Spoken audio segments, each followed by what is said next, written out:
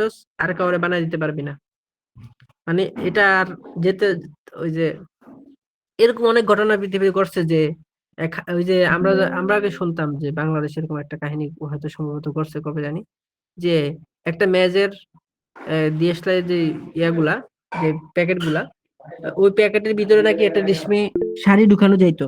এটা শুনতাম আর কি, ছোটবেলায় আমাদের এরকম গল্পে শুনতাম আর কি।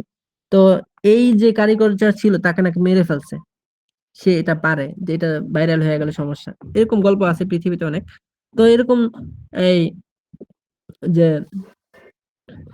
তো সিনেমাকে যে প্রতিদানটা দেওয়া হয়েছে, এই যে সে এত ভালো কাজ করলো, বাচ্চার জন্য এত কিছু করলো, তো বাচ্চা কি করলো, তার সাথে বেইমানি করলো।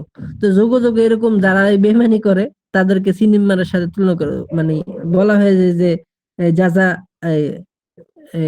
সিনেমারের প্রতিদান, এরকম একটা কথা আছে, সিনেমারের প্রতিদান যা যাও সিনেমার, এরকম দিয়ে অনেক গল্প এরকম লেখে, যে কেউ যদি বেইমানি করে তখন বলা হয় যে যা যাও সিনেমার, এরকম উপমা দেওয়া হয়। যেমন আমরা বাংলাদেশে সাধারণত মির্জাফর, কি বলি, মির্জাফর বলি, মির্জাফর বলি মির্জাফর। না, মির্জাফর বলি।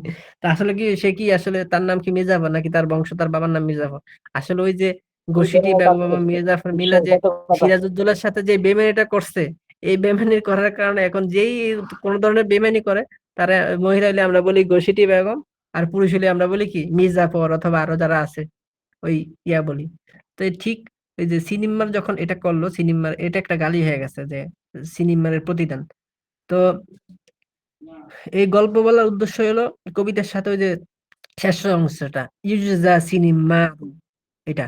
তো দেখেন, জাজা বানুহু আবাল গয়লান, মূলত ছিল বাক্যটা এরকম, জাজা আবাল গয়লান, মানে আবুল গয়লান হওয়ার কথা ছিল, যে আবুল গয়লানের সন্তানরা আবুল গয়লানরে তার আনকিবারিন ও হুসনি ফিআলিন, মানে তার বার্ধক্য এবং তার ভালো কাজ হওয়া সত্ত্বেও, মানে এই আবুল গালান একজনের নাম, তার সন্তানরা, সে বৃদ্ধ এবং সে অনেক ভালো কাজ করছে তার সন্তানদের সাথে, এটা সত্ত্বেও তারা কি করলো, এমন প্রতিদান দিল যেরকম দিচ্ছে সিনিমারকে।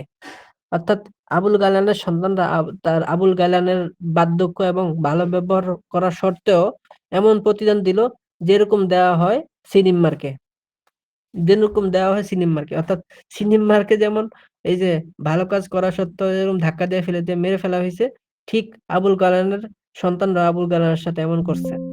তো এটা হলো কবিতার অর্থ এবং ঘটনা, কিন্তু আমাদের এখানে উদ্দেশ্য হলো কি, ওই যে আবুল গায়লান, এখানে বানুহু, এখানে দেখেন বানুহু, এই হুজমির মার্জা কোন দিকে ফিরছে, তার সন্তানেরা তো, সে কি আবুল গায়লান, তো তারে উল্লেখ না করে তার